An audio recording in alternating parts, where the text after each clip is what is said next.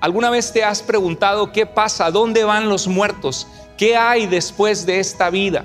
¿Qué pasa en el momento que cerramos nuestros ojos? Hoy vamos a ver un tema bien importante y vamos a responder una pregunta súper interesante. ¿Qué pasa con los que mueren?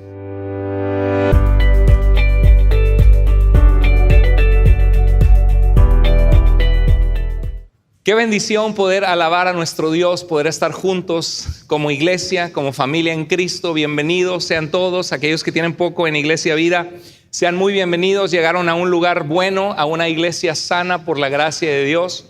Estamos preocupados por tu vida, queremos que tú crezcas en conocer a Dios. Hoy vamos a continuar viendo la carta de Pablo a los tesalonicenses, una carta pequeña que Pablo escribió a 6 meses de haber llegado a una iglesia, a una sinagoga judía, y mostrar con las escrituras que Jesús es el Salvador, el Mesías, anunciado por los profetas cientos de años antes de que Jesucristo naciera.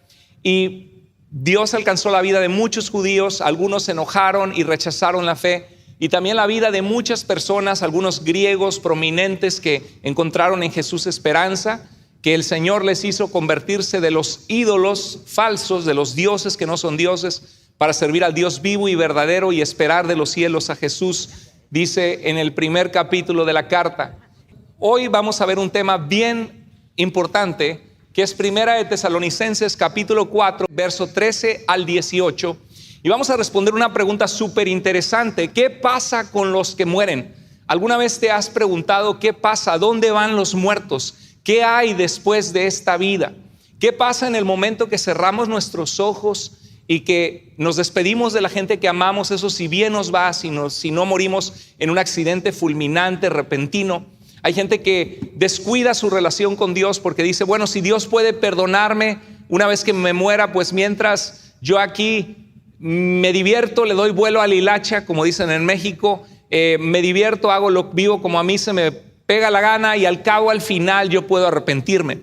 La verdad que eso no es algo garantizado que tú te vas a poder arrepentir, y la Biblia habla de gente que es reprobada en cuanto a la fe, porque llega un punto que sobrepasan el límite de la paciencia de Dios. Pero mientras hay vida, hay esperanza, y la Biblia siempre nos llama al arrepentimiento. Cuando Cristo vino, cuando Juan el Bautista preparó el camino de Jesús, el mensaje era: arrepiéntanse, porque el reino de los cielos se ha acercado. Significa: cambia tu forma de pensar y de vivir y camina en la dirección de Dios. Abandona la dirección de una vida vacía, lejos de Dios. Date la media vuelta y camina hacia Jesús. ¿Qué pasa con los que mueren? ¿Qué sucederá cuando Cristo vuelva? Y este es el tema de estos versículos, y me gustaría que los leyéramos juntos. Bueno, voy a leerlos aquí en pantalla y ustedes pueden seguirlo con sus ojos. Estoy leyendo de la versión de la Nueva Biblia de las Américas. Es una Biblia muy confiable en cuanto a la exactitud de la traducción de las palabras griegas.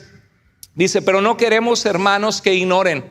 ¿Qué es lo que nos dice Dios? Que Dios no quiere que ignoremos acerca de los que duermen, que es una palabra para describir a aquellos que han muerto, porque cuando la gente muere, la gente está en el féretro o puesta sobre alguna madera o sobre el piso, y se ve como que están durmiendo. Y dice: para que no se entristezcan como lo hacen los demás que no tienen esperanza. Habla de que hay gente que muere con la esperanza de pertenecerle a Dios y de tener vida eterna, y hay gente que muere sin esperanza, que no buscaron a Dios en esta vida. ¿Y por qué Dios les obligaría a tenerlos en su presencia si en la vida no buscaron a Dios? Dice: porque si creemos que Jesús murió y resucitó, así también Dios traerá con él a los que durmieron. Está diciendo: hey, iglesia de Tesalónica, Cristo Jesús murió en la cruz por nuestros pecados y fue visto por más de 500 personas resucitado vivo, después de haber sido ensangrentado, golpeado y crucificado en una cruz, ejecutado por los romanos. Él vive, y porque Él vive y venció la muerte, y no ha habido nadie en la historia de la humanidad que ha vuelto a vivir después de estar muerto, después de estar totalmente muertos 3 días después. Al tercer día Jesús vuelve a la vida. Dice: eso es una garantía de que aquellos que han muerto en Jesús van a resucitar también, porque tienen la garantía de la promesa de que Jesús dijo que el que cree en Él, aunque esté muerto, vivirá. Hay aquí una situación que podemos ver, que los tesalonicenses estaban preocupados por la venida de Cristo, porque esperaban que Jesús volviera en el momento en que menos pensamos. La Biblia nos dice que Cristo vendrá como un ladrón en la noche. Un ladrón en la noche no te avisa y te dice: oye, por cierto, mañana ahí te caigo y te vacío la casa, voy a entrar por la ventana y te voy a llevar todo lo que... No, el ladrón trata de pasar desapercibido, entra a escondidas, y cuando regresas te das cuenta que ya se llevó todas las cosas de valor. Y la Biblia nos dice que tenemos que estar alertas, porque la venida de Cristo sucederá en el momento en que menos lo pensamos. Y cada generación de cristianos a lo largo de 2000 años de historia de la iglesia ha vivido con esa expectativa que Cristo volverá algún día. La misma expectativa que tú como hijo de Dios tienes que tener y que yo tengo que tener. Y dice que los que durmieron o murieron en Jesús, dice que resucitarán con Cristo, para que no se entristezcan al perder a seres queridos que murieron en Jesús. Y dice el verso 15: por lo cual, por lo tanto, si Cristo resucitó y ellos van a resucitar, les decimos esto por la palabra del Señor, que nosotros, los que estemos vivos y que permanezcamos hasta la venida del Señor, o sea, si a Dios le place que nosotros estemos vivos, que seamos la generación que va a estar viva cuando Cristo regrese, cuando Él venga por nosotros, dice que no precederemos a los que durmieron. O sea, no vamos a adelantarnos de irnos primero con Cristo y que después Cristo se va a acordar de aquellos que murieron para resucitarles y darles un cuerpo glorificado. No, ellos murieron, ellos van a ser los primeros en ver al Señor antes que nosotros. Es lo que está diciendo el apóstol Pablo. Y continúa en el verso 16: pues el Señor mismo, Cristo Jesús mismo, descenderá del cielo con voz de mando. Vendrá ahora sí, no como un carpintero humilde que vino a dar su vida como un cordero que va al matadero y delante de sus trasquiladores enmudece, y que por su llaga fuimos nosotros curados, sino vendrá como el león de la tribu de Judá. Jesús es descendiente de la tribu de Judá, de la tribu real del rey David, y el rey David iba a regir, y dice la Biblia que el reino del rey David sería un reino eterno que nunca pasaría, y que todas las naciones, pueblos y lenguas les servirían. En un descendiente de la tribu de Judá del rey David. Y en Apocalipsis Jesús se presenta como el león de la tribu de Judá, como un león fuerte, poderoso, que protege nuestras vidas y que no viene como un cordero que fue inmolado o sacrificado, ensangrentado como sacrificio por tus pecados y los míos, sino que ahora viene a regir y a reinar. Y dice que Él vendrá con voz de mando, con voz de arcángel. Esto no significa que Jesús es un arcángel. La Biblia nos deja claro de que Jesucristo es Dios, le da atributos de Dios. De hecho, llamarle a Jesús Señor es un nombre que se utiliza para Yahweh en el Antiguo Testamento, Adonai, el Señor, el Rey, el dueño de la vida. Sino que el arcángel en griego significa arque, significa jefe o regidor de los ángeles. Él vendrá como aquel que tiene el mandato sobre sus ángeles, sus mensajeros, seres que no son de este mundo, son extraterrestres en el sentido que no son de la tierra, no extraterrestres en el sentido que son marcianos de color verde y que hablan raro, sino que son seres creados por Dios fuera de esta galaxia y de esta tierra, que sirven a Dios como mensajeros, están en llama de fuego y en poder, y dice que el Señor vendrá con esa autoridad y con la trompeta de Dios. En el tiempo en que se escribió Tesalonicenses, era común para los ejércitos, por ejemplo el ejército romano, cuando se preparaba para la guerra, usted lo ha visto inclusive en películas que hablan de la época medieval, que tocan la trompeta. Mejor no lo hago porque luego hago el ridículo, pero porque hacer pupuru, ¿se acuerda? Bueno, mejor no lo hago, ya sabe por qué. No tengo aquí una trompeta, hubiera sido muy bueno un efecto especial, ¿no? Las trompetas anunciaban la venida del rey, ¿verdad? La entrada del rey. Y cuando iban a la guerra, las trompetas anunciaban: estamos listos, ha llegado la hora, ha llegado el momento esperado, el momento por el que nos hemos preparado y vamos a luchar la batalla. Y la trompeta de Dios era un anuncio de decir: ha llegado el momento de la venida de Cristo al mundo para juzgar la maldad, el pecado poner a sus enemigos por debajo de sus pies, triunfar sobre la maldad y juzgar a los vivos y a los muertos. Ha llegado el tiempo de la resurrección final. Dice, con voz de arcángel y con trompeta de Dios. ¿Y qué dice? Los muertos en Cristo, o sea, los que han muerto teniendo a Jesucristo en su vida, habiendo, querido amigo, si estás aquí por primera vez o si estás escuchando este mensaje a través de un video, la Biblia nos dice que hay un Dios que nos ama, que nos hizo para conocerle, y por eso es que la gente busca algo que llena el vacío de su corazón. Y no tiene nada de malo tener sueños, tener metas. Si puedes progresar en esta vida, magnífico, progresas, sale adelante, prospera lo más que puedas prosperar. Pero la realidad es que nada llena totalmente nuestro corazón, que nos dé propósito, sentido, felicidad plena, llenura, plenitud, más que estar en una relación con el Dios que te hizo porque te ama y porque fuiste creado para conocerlo, para amarlo, para relacionarte con Él y para adorarlo. Y por eso la Biblia nos dice que Dios nos ama, hay un Dios que nos ama, que tenemos un problema con el pecado porque le hemos dado la espalda a Dios, porque hemos vivido vidas alejadas de su presencia y merecemos una eternidad separados de Dios, de la vida que Él da. Y dice la Biblia que la solución a nuestro problema es que Dios vino a este mundo en Jesucristo, viviendo como hombre, humillado como hombre, sujeto a las limitaciones de la naturaleza humana, para ser el Cordero de Dios que quita nuestro pecado. Él murió en tu lugar, murió en mi lugar. Y la Biblia nos dice que esta salvación de nuestra eternidad, de la condenación de nuestros pecados, está disponible en Jesús para todo aquel que se arrepiente de sus pecados y cree en Él. Iglesia, ese es el mensaje de fe que nosotros predicamos. Por eso existimos como iglesia, porque Dios ama a la humanidad, Dios te ama a ti y Dios ama a la gente que te rodea y quiere que nadie se pierda, sino que todos se arrepientan y le conozcan a Dios. Entonces la Biblia nos dice que aquellos que han muerto en Cristo, habiendo confiado en Jesucristo, habiéndose arrepentido de sus pecados, la Biblia nos dice que esa gente tiene vida eterna y que no vendrán a ser condenados en el juicio final, sino que han pasado ya de un estado espiritualmente muerto a tener vida en Dios.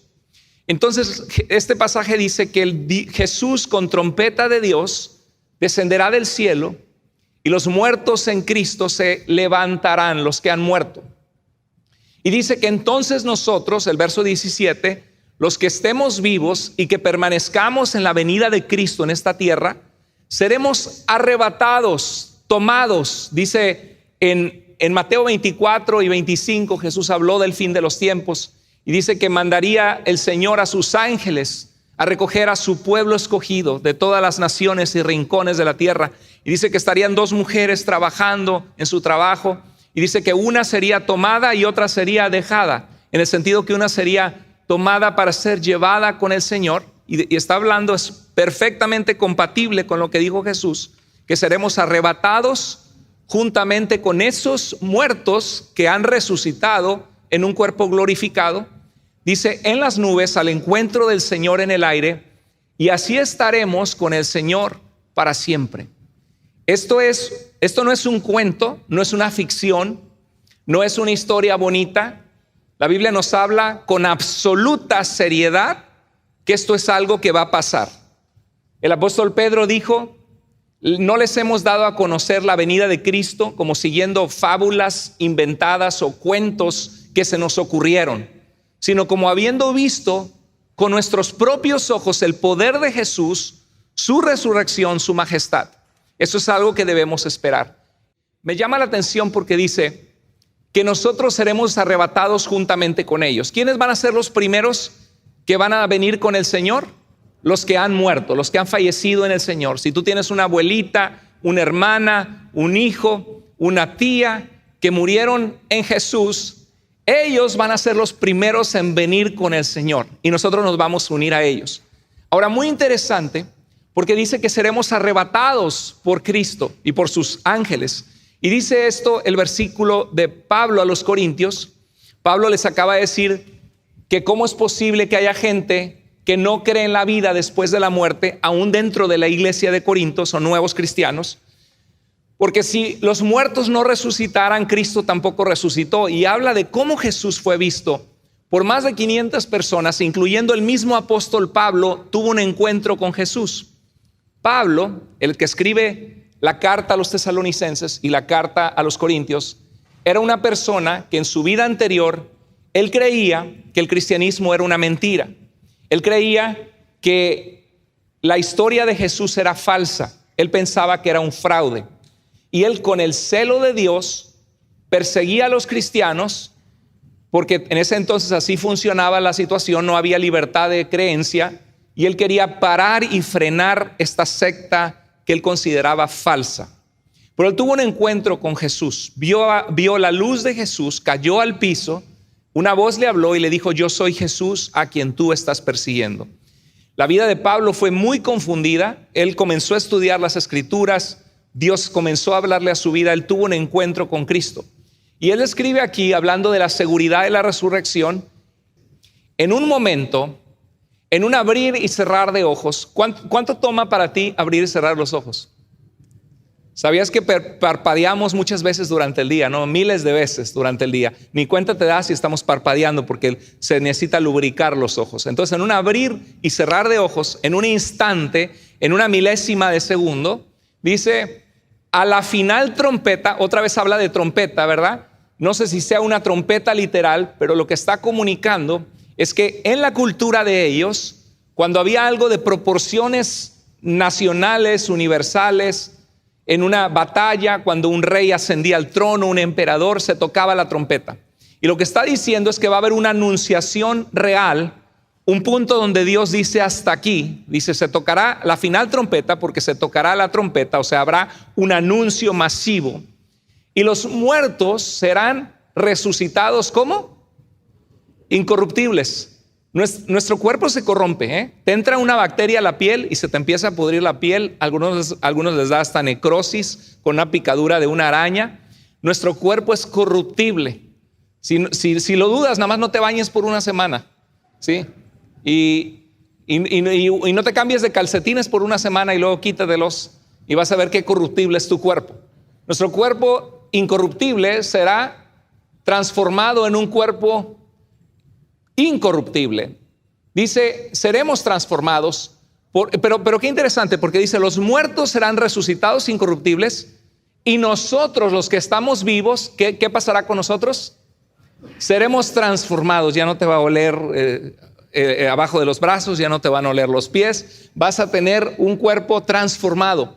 Eso es lo que la Biblia le llama un cuerpo glorificado, un cuerpo que tiene gloria, un cuerpo que es diferente, que no está sujeto a la corrupción de este mundo. Fíjate cómo lo que dice Pablo en 1 Corintios 15 es compatible con el resto de las Escrituras, con el pasaje en Tesalonicenses, porque habla que los muertos en Cristo resucitarán primero y luego nosotros seremos ¿qué?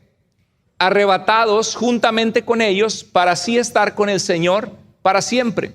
Y aquí dice que los muertos resucitarán incorruptibles y luego nosotros no nada más nos vamos a quedar así. Dios obrará una transformación sobrenatural en la materia de nuestro cuerpo, en las células de nuestro cuerpo, y nos dará un cuerpo incorruptible. Y dice el verso 53, porque es necesario que esto corruptible se vista de incorrupción y esto mortal se vista de inmortalidad en la venida de Cristo. Si tú supieras que esto va a suceder de aquí a 6 meses, ¿cambiaría tu forma de vivir? ¿Cambiarían tus prioridades? ¿Cambiarían los programas que ves, la música que escuchas, las amistades con las que te rodeas, lo que platicas con la gente que te rodea en el trabajo o tus amigos, la forma en que tratas a tu esposa, a tu esposo, a tus hijos, a tus padres? ¿Cambiaría o no cambiaría? Yo puedo pensar que la mayoría de nosotros nos volveríamos hombres y mujeres de Dios, sabiendo que la venida de Cristo es inminente. Y esto es lo que Pablo y Dios y el Espíritu Santo quiere obrar en tu vida. Quiere que tú vivas con la expectativa, la confianza de saber que si tú te arrepientes y pones tu confianza en Jesús para seguirle de ahora en adelante, o si tú como cristiano decides comenzar a adentrarte con Dios de una forma más seria, que ese tiempo que tú pones es un tiempo bien invertido. Porque al final toda esta vida se va a acabar y lo único que va a permanecer es lo que hayamos hecho para Dios, que va a permanecer en la eternidad. Y termina el versículo 18 de nuestro pasaje de 1 de Tesalonicenses 4, 13 al 18, termina diciendo: por tanto, confórtense unos a otros con estas palabras. Dice este pasaje que el pastor debe confortarte, ¿o quién debe confortar a quién? Unos a otros. Es la voluntad de Dios que la palabra de Cristo, como dice Colosenses 3:16, el mensaje de Jesús y su palabra, more en abundancia en tu corazón, en el corazón de cada uno de ustedes, para que nos exhortemos y animemos unos a otros. Y aquí habla que nos debemos confortar. Entonces, es como un sándwich. Imagínate que en esta imagen de la pantalla, lo amarillo es la carne del sándwich, ¿no? El jamón y el queso, el centro del sándwich. Y lo de arriba y de abajo es el pan que envuelve al sándwich. ¿Cuál es el contenido del sándwich? Bueno, 1 de Tesalonicenses 4, 14 al 17 y el verso 13 al 18 son los panes que contienen ese sándwich. Y la esencia de la carne de este pasaje que estamos analizando de la palabra de Dios hoy es lo que sucederá con los cristianos en la venida de Cristo. Y esto se encuentra envuelto en dos panes. El pan de arriba es para que no se entristezcan como lo hacen los demás que no tienen esperanza. Y termina diciendo: por tanto, confórtense unos a otros con estas palabras. ¿Para qué nos es dado, iglesia, este mensaje? Bueno, para que no nos entristezcamos cuando alguien que muere en Cristo, sepamos que esa persona tiene esperanza, y para que nos animemos con estas palabras unos a otros, aguardando la venida de Cristo por nosotros. Ese es el propósito de este texto. Y hay dos asuntos relacionados importantes para tu vida y mi vida. Uno, que sepamos qué pasa con los que mueren siendo cristianos antes de la venida de Cristo. Y el segundo asunto íntimamente relacionado es lo que sucederá con nosotros que estamos en Cristo cuando Cristo vuelva. Entonces hoy quiero que nos centremos en la primera parte de esto, de esta sección de Tesalonicenses, con el primer versículo que comienza diciendo: no queremos, hermanos, que ignoren acerca de los que duermen. Está hablando que no ignoremos acerca de los que han muerto. ¿Cuántos de ustedes tienen un entendimiento bíblico preciso de qué pasa después de la muerte? ¿Cuántos de nosotros tenemos confusión porque escuchamos una cosa, luego escuchamos otra? ¿Qué pasa realmente cuando llega el momento de morir? Si yo tuviera un accidente, porque los accidentes no avisan, así sucede, de repente nos podemos ahogar, podemos tener un accidente automovilístico, nos pueden asaltar y quitar la vida en un momento inmediato, o pueden detectarte una enfermedad que en unos meses o de aquí a un año vas a estar fallecido, porque no te avisan, nadie te dice, no te llega la notificación en tu celular o en tu iWatch: faltan 365 días para que mueras. El susto que te daría, ¿no? A lo mejor te mueres ahí mismo, ¿no? Te moriste antes. No queremos, hermanos, que ignoren acerca de los que duermen. Bueno, no ignores lo que pasa después de la muerte. Y la pregunta es: ¿qué pasa después de la muerte? ¿Qué pasa, pastor? ¿Qué dice la Biblia?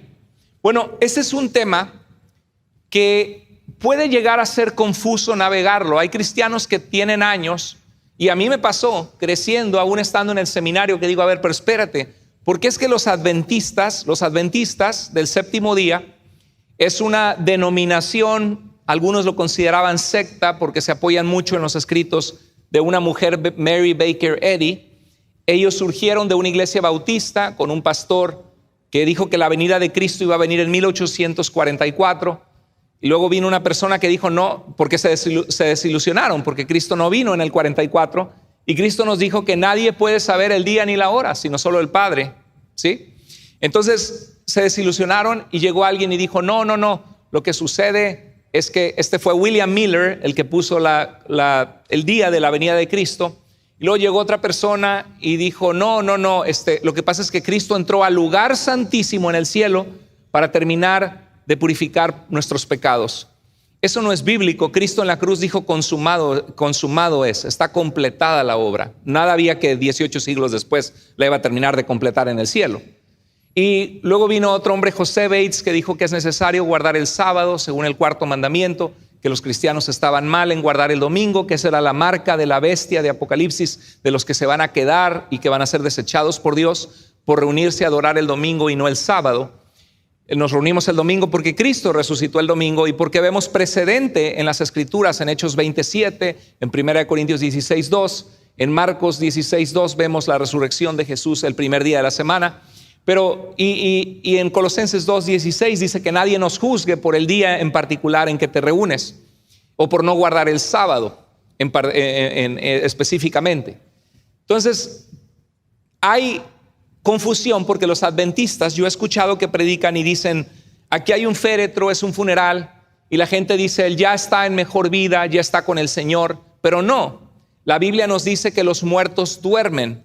Y la Biblia habla, hay dos aspectos que traen confusión en este tema. Uno, que la Biblia utiliza esta analogía del dormir, porque cuando dormimos cerramos nuestros ojos y estamos sin movernos.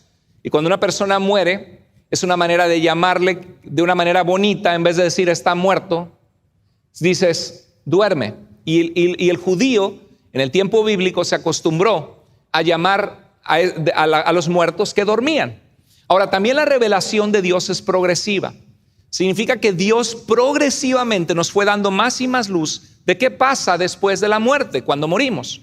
No es algo que Dios desde el principio en Génesis te dijo todo lo que iba a suceder, sino que Dios se fue revelando. Y la segunda cosa es que la Biblia habla de un día final de resurrección.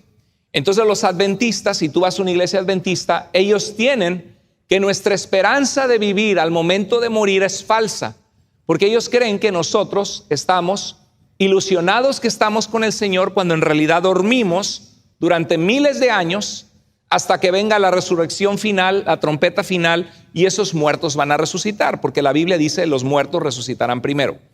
Pero ¿a quién le creemos? ¿Es verdad lo que dicen los adventistas? Bueno, si ellos te citan versículos que hablan de que dormimos y de la resurrección final donde se levantarán los muertos, dirías, tienen razón los adventistas, nosotros estamos equivocados.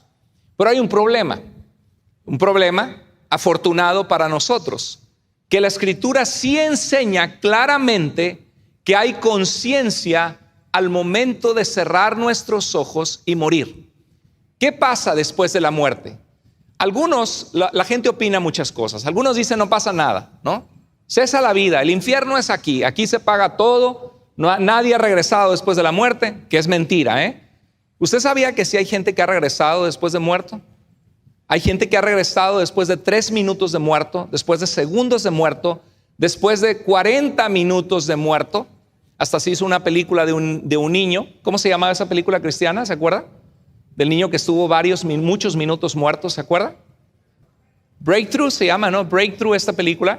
Y hay gente que hay estudios serios de departamentos de universidades serias que han estudiado los relatos de la gente que muere por minutos y regresa. Y varios de ellos te pueden decir la conversación que escucharon.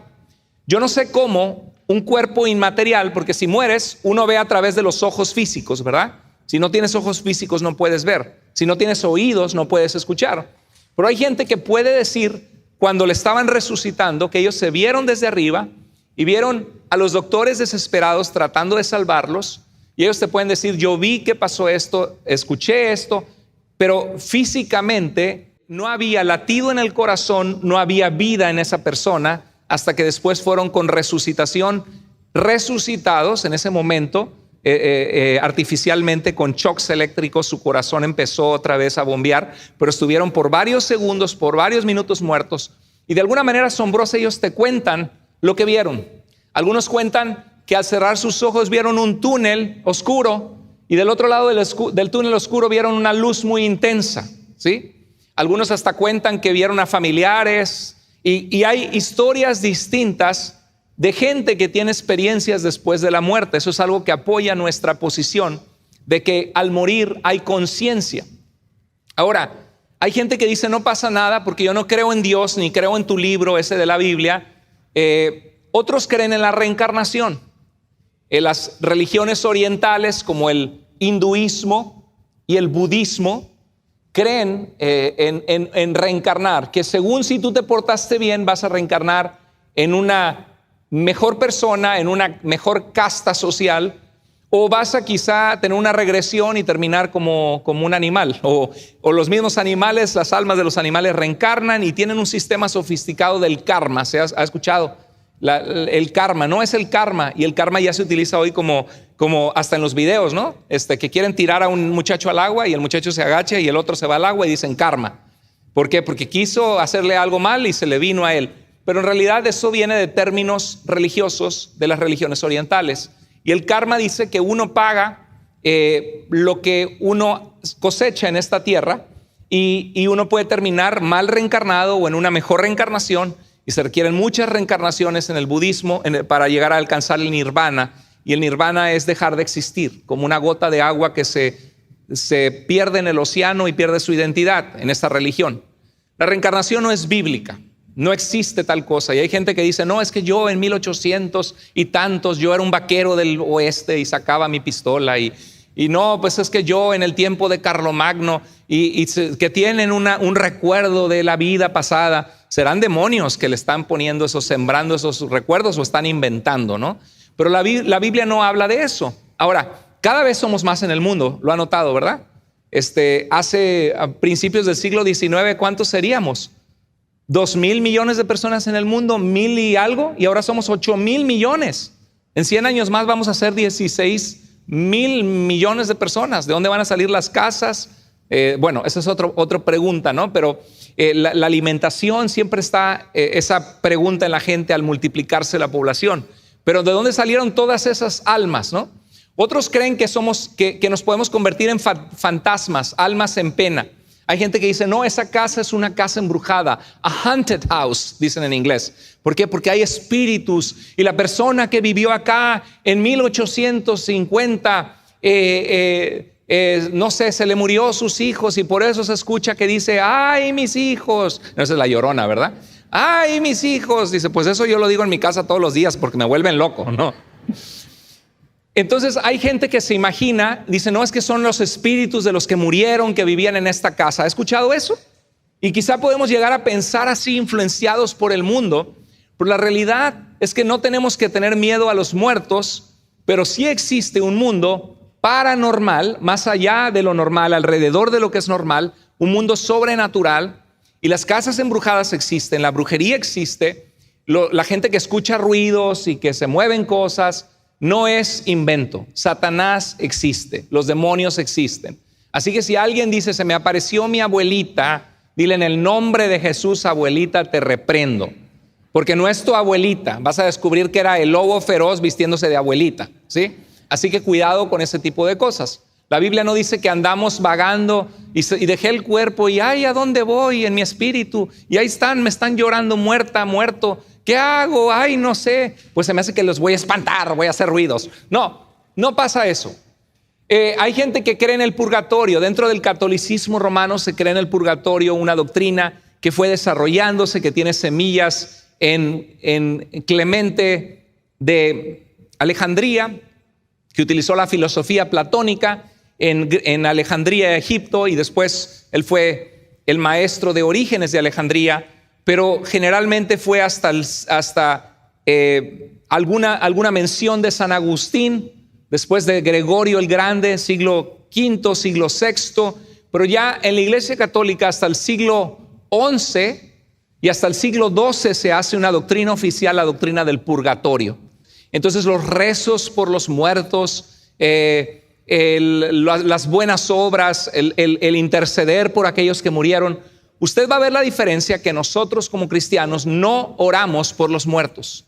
En el catolicismo romano sí se reza por los muertos, por el alma de ellos. Nosotros no, porque la Biblia es clara que mientras hay vida, hay esperanza. Yo no puedo rezar por mi abuelita que murió, que Dios la lleve a un mejor lugar, porque mi abuelita va a ser juzgada de acuerdo a la luz que ella tuvo. Confío que Dios es un Dios bueno, un Dios justo. Dios hace lo que es justo. Pero la Biblia no habla del purgatorio, no es un concepto bíblico. Aunque hay gente que se pelea y dice, aquí te voy a mostrar que sí, que Lucas 16, el rico y el Lázaro estaba en el purgatorio. La Biblia nunca habla eso, ¿no? Tratan de buscar justificaciones para enseñanzas que fueron desarrolladas 12 siglos después o declaradas oficiales dentro del catolicismo. Ahora, dormir esperando la resurrección es la posición de los adventistas. Y lo que yo quiero enseñarte hoy es que la Biblia habla de un estado intermedio entre el momento en que mueres y el día en que resucites con un cuerpo glorificado. Hay un estado, ¿cómo se llama ese estado? Intermedio. Hay un estado intermedio. ¿Ok? ¿Intermedio entre qué? Entre tu muerte y entre tu resurrección final glorificado. ¿Ok? Un estado intermedio, los salvos están en la presencia de Dios, y los que murieron sin la salvación de Cristo, en su injusticia, en el pasado antes de Cristo, están lejos de Él, lejos de Dios. Entonces ahí está la muerte, la resurrección final, y hay un lugar intermedio. El profeta Daniel, por inspiración del Espíritu Santo, él escribió en Daniel 12:2, y muchos de los que duermen en el polvo de la tierra serán despertados. Ahí pareciera que la posición adventista es correcta, porque habla de que serán despertados unos para vida eterna y otros para vergüenza y confusión perpetua. Ahora, ¿va a haber vida después de la muerte, sí o no? ¿A dónde van a ir algunos? ¿A dónde? A la vida eterna. ¿Y a dónde van a ir los que no van a la vida eterna? A la confusión perpetua, a un lugar feo, un lugar horrible. Ahora, en Hechos 24:15, Pablo, cuando es presentado, acusado por los judíos y el sumo sacerdote, él dice, a mí se me acusa por mi esperanza en la vida eterna, porque creo que Jesús resucitó y nos da esa promesa. Y dice en el verso 15 del capítulo 24 de Hechos, habrá una resurrección, tanto de los justos como de los injustos. Hermanos, ¿vamos a resucitar los seres humanos después de morir, sí o no? Sí, hay una resurrección. Ahora, mira lo que dice Hebreos 9:27. Está establecido por Dios que los hombres y mujeres mueran, ¿cuántas veces? No dice que hay reencarnaciones, ¿verdad? Que mueren varias veces, se les da varias chances. No, mueran una sola vez. Y después de esto, el juicio. Así también Cristo, habiendo sido ofrecido una vez para llevar los pecados de muchos, aparecerá por segunda vez. ¿Va a volver Cristo, sí o no? Es lo que Tesalonicenses dice. Dice, aparecerá por segunda vez sin relación con el pecado, porque Él ya llevó nuestros pecados en su cuerpo en el pasado y con un cuerpo glorificado que le fue dado en su resurrección, para salvación de los que ansiosamente ¿qué? Lo esperan. Iglesia, ¿tú esperas ansiosamente a Cristo? A veces estamos tan preocupados, gloria a Dios, a veces estamos tan preocupados por el diario vivir, que con qué pago la renta, y si decimos, Cristo, ya ven, antes del primero, ¿no? Y estamos tan preocupados y ansiosos por las circunstancias que no tenemos una confianza firme en una promesa que Dios ha hecho. Cada cristiano tiene que vivir con esa expectativa. Y el apóstol Pedro dice, algunos se burlan y dirán, ¿dónde está la promesa de su venida? Dice, pero para el Señor 1000 años son como el día de ayer que pasó. Y habla de que Dios no tiene prisa y que Él no quiere que nadie perezca, sino que todos procedan al arrepentimiento. Entonces habrá un juicio. Y la Biblia habla de la muerte. En el Antiguo Testamento dice que los muertos descendían al Seol. En hebreo era una palabra que aludía al lugar donde van los que mueren. En el Nuevo Testamento se utiliza una palabra que es la palabra Hades. En la mitología griega el Hades era que tenía que ver con el reino de la muerte, pero es un lenguaje que decía dónde van los muertos. La palabra Hades tiene que ver con Seol, son sustitutos. Luego la Biblia habla de un día de resurrección de justos e injustos. En el libro de Apocalipsis se habla de un juicio del trono blanco. ¿Cuántos han escuchado en Apocalipsis 20 el juicio del trono blanco? Y si no lo han escuchado, ¿de qué habla de trono blanco? Del trono de pureza, de justicia, de verdad, donde Dios va a juzgar nuestras obras, nuestras vidas. Y se habla que Dios descenderá, su presencia con nosotros, Él mismo será su luz, no habrá necesidad de templo, porque la presencia de Dios la tendremos frente a nosotros. Y dice que habrá cielos nuevos y tierra nueva, hablando de una recreación sin pecado en la presencia de Dios, donde no habrá más llanto, tristeza ni dolor. Y la Biblia habla de todo esto.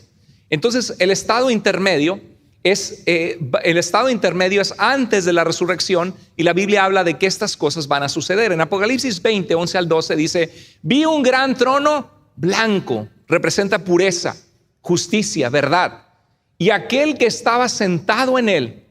Vi a los muertos, grandes y pequeños. A lo mejor usted es chaparrito y dice: ahí estoy yo, pastor. No, grande se refiere a gente. Ahí va a estar Bill Gates, va a estar Elon Musk, va a estar Julio César, va a estar el gobernador Herodes, que mandó a cortarle la cabeza a Juan el Bautista, va a estar Napoleón Bonaparte, va a estar Alejandro Magno. Ve los muertos grandes y los pequeños, pues el resto de nosotros, ¿no? Gente que no fue tan conocida, grandes o pequeños. Dice: de pie delante del trono de Dios, y los libros fueron abiertos. En la antigüedad se utilizaban libros, como en el libro de Esther, con la obra que hizo Mardoqueo de salvar el reino, y se veía lo que estaba inscrito, lo que cada persona había hecho, las cosas buenas o malas. Fueron abiertos los libros, y dice que los muertos fueron juzgados por lo que estaba escrito en los libros según sus obras. A ver, si le ponemos aquí una pausa, ¿cómo te va a ir a ti en ese día del juicio? ¿Cómo te va a ir si eres juzgado según? Algunos nos sentiríamos medio incómodos, ¿no? Híjoles, ¿qué tal ha sido mi vida? Y se fueron juzgados según lo que estaba escrito en los libros según sus obras. Ahora, lo maravilloso de Apocalipsis es que habla a algunos que emblanquecieron sus ropas en la sangre del Cordero. O sea que Dios te acepta y te perdona tus pecados. Por eso dice: vengan y estemos a cuentas. Si sus pecados fueren rojos como el carmesí, vendrán a ser como la blanca lana. Y dice que algunos limpian sus ropas en la sangre de Jesús, que murió por nosotros, que pagó nuestra deuda, que borró nuestras maldades. Y dice que fueron juzgados. Y dice en el verso 15: y el que no se encontraba inscrito en el libro de la vida, en el registro de Dios de los que son de Cristo, de los que tendrán vida eterna, dice, fue arrojado al lago de fuego. Terrible, ¿verdad? Este tipo de lenguaje. ¿Cuántos de nosotros quisiéramos ser arrojados en el lago de fuego en la eternidad? Nadie.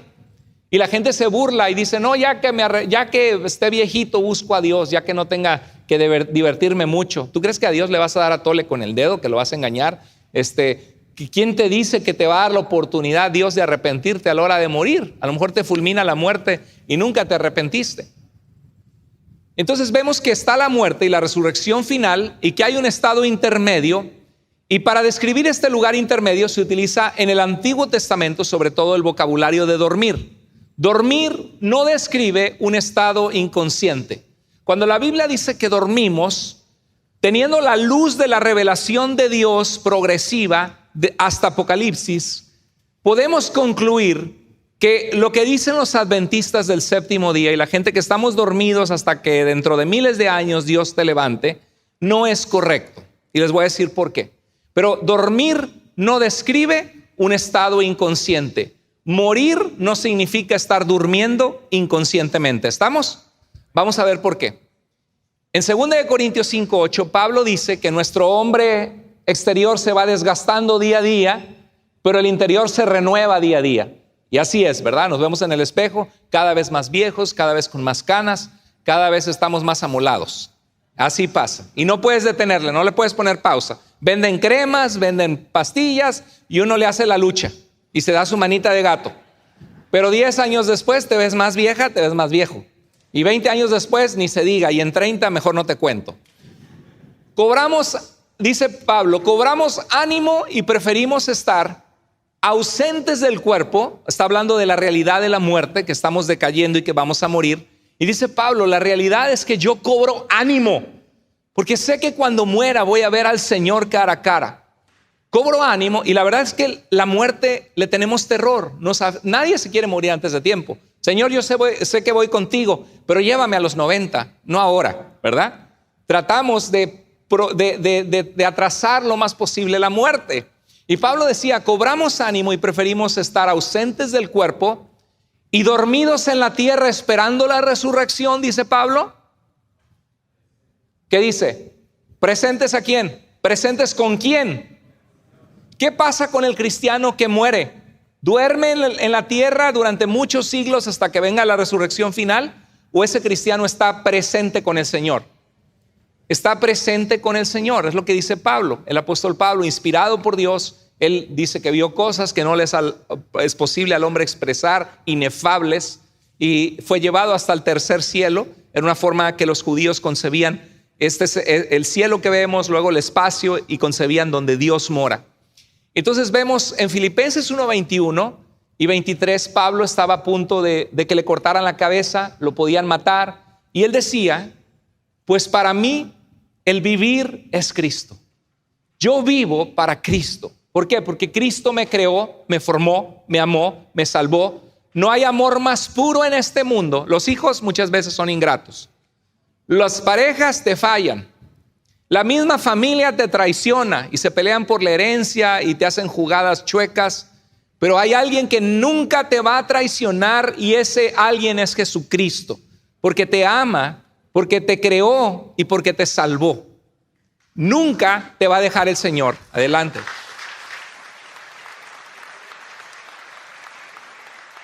El Señor es digno y es bueno. Pues para mí el vivir es Cristo y el morir es, ¿qué dice Pablo? Ganancia. Y dice, teniendo, no sé qué escoger, si quedarme para ayudarle a ustedes, o dice, teniendo el deseo de partir, despedirme y estar con Cristo, pues eso es mucho mejor. Pablo no dice, muriéndome y esperando la resurrección final, miles de años enterrado, mi cuerpo podrido, hasta que Dios venga en la resurrección y me resucite. Sino para Pablo, morir es estar ¿con quién? Con Cristo. La muerte, entre la muerte y la resurrección final hay un lugar intermedio donde nuestra alma está consciente. Miren, en Lucas 16:23 se cuenta la parábola del rico y el Lázaro.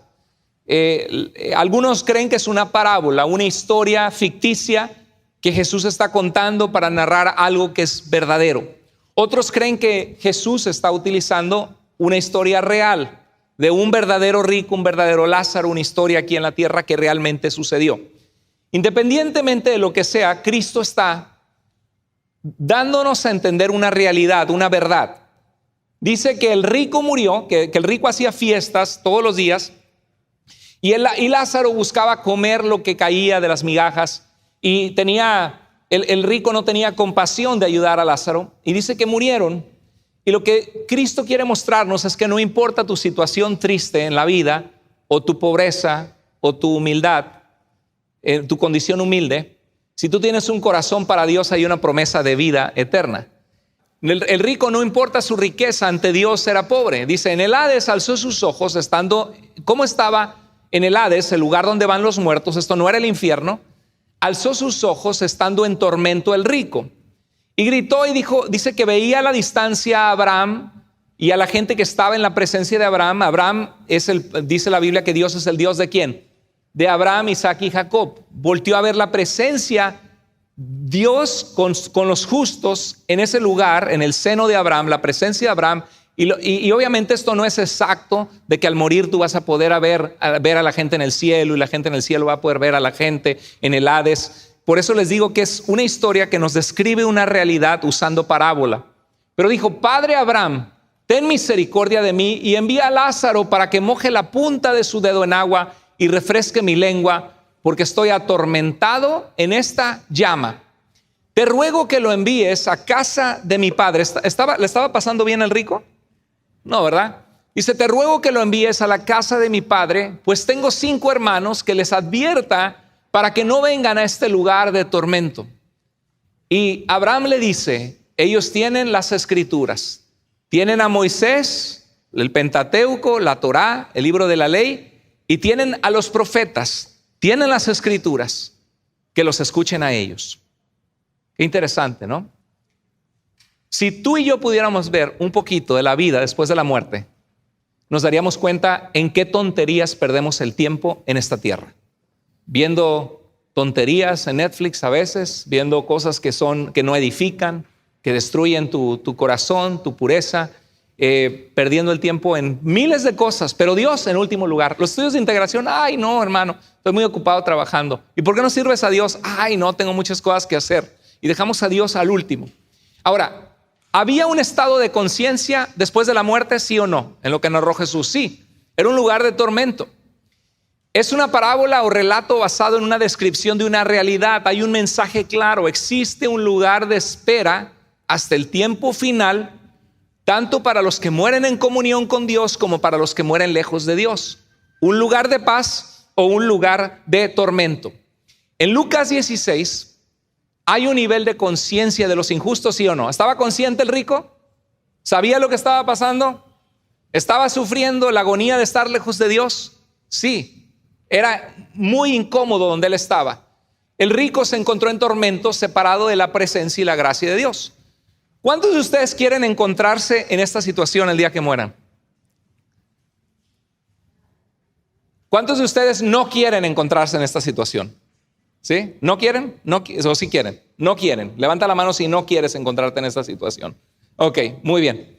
Y si les digo, ¿cuántos de ustedes quieren comprometerse para seguir al Señor con todo su corazón? Ah, ¿verdad? Ahí es, ay, pues como que no lo sé. ¿Sí? Queremos el cielo sin tener que pasar por la entrega.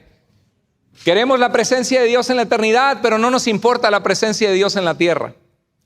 Lucas 23, 42 al 43 narra la historia de dos criminales que estaban muriendo con Jesús y estaban allí, y uno de ellos insultó a Jesucristo y dijo, a ver, si eres el Hijo de Dios, bájate de la cruz y sálvanos a nosotros.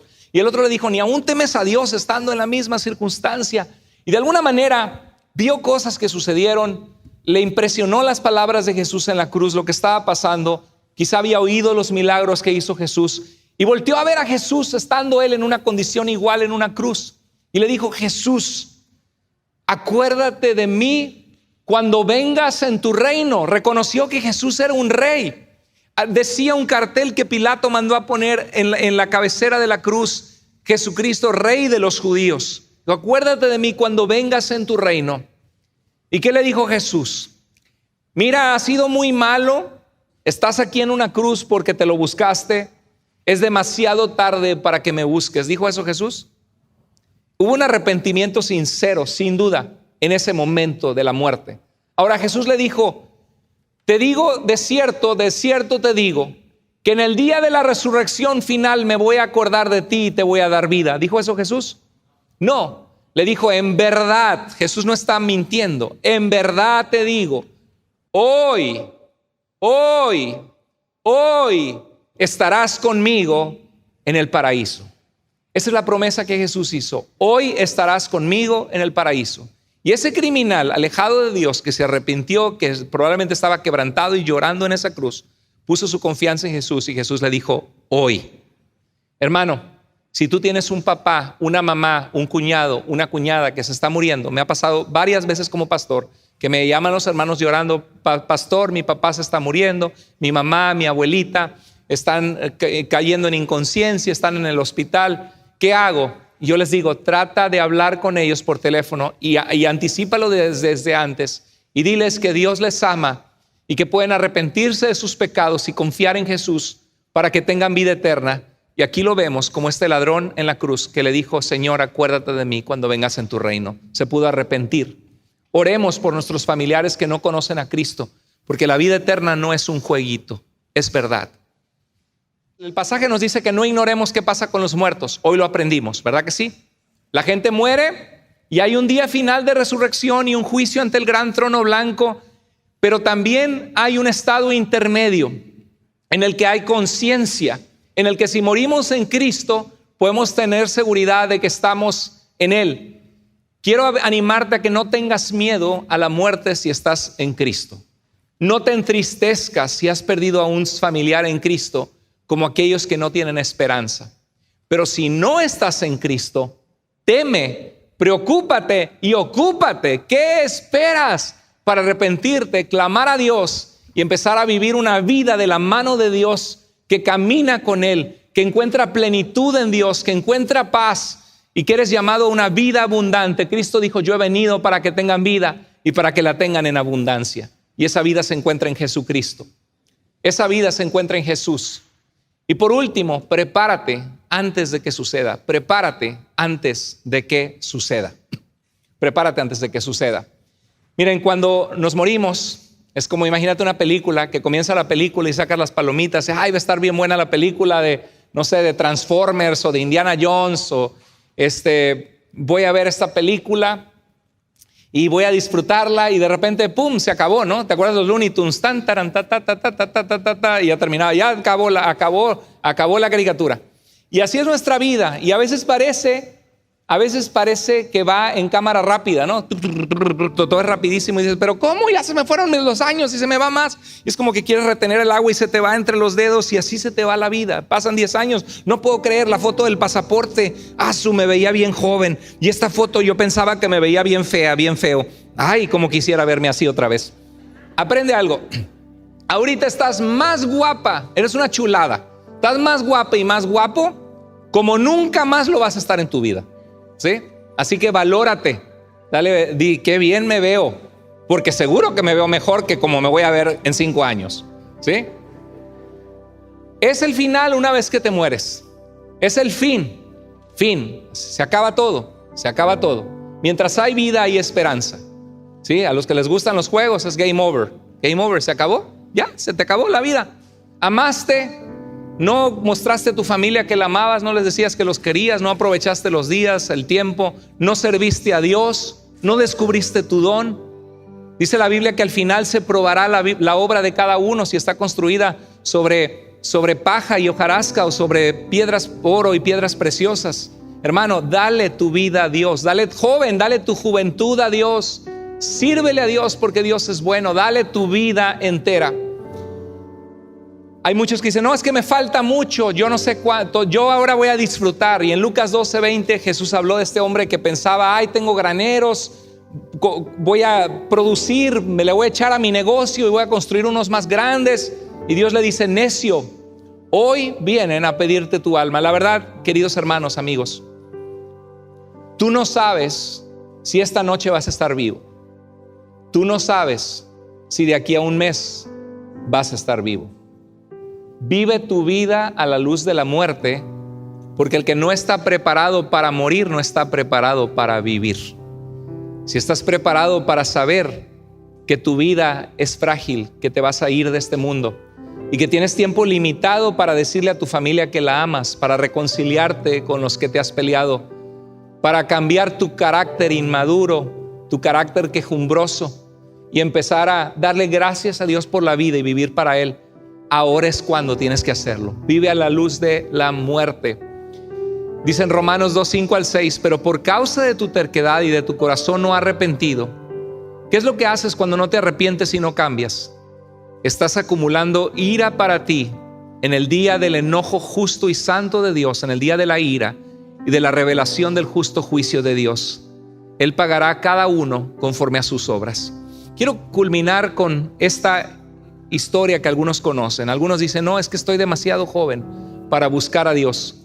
Estoy demasiado joven para buscar a Dios. Ahora me quiero divertir, tengo cosas nuevas que probar, lugares que viajar, actividades que hacer, quiero escuchar música, quiero ir a ciertos lugares. Dios es para los viejitos, para después. Estoy demasiado joven para buscar a Dios. Es una tontería esa manera de pensar. Dios en tu juventud te guarda de cometer tonterías y pasos que te llevan a la destrucción. Y Dios llena tu vida de gozo, de propósito. Dios te trae al amor de tu vida, como lo hizo en mi caso, por clamar a Dios, por ponerme en sus manos. Me dio una familia hermosa por su gracia. Guardó mi vida de tomar caminos absurdos. Yo hasta el día de hoy no sé qué significa estar borracho, por la gracia de Dios. Nunca me he emborrachado en mi vida, Pero es por la gracia de Dios, porque tuve la palabra de Dios para guiar mi vida. Y la verdad que no lo extraño, no me pregunto, ¿y qué se sentirá? Ya tengo mis amigos, me platicaban de la cruda. No necesito estar probando ese camino. Dios me guardó en su gracia. ¿Demasiado joven para buscar a Dios? No.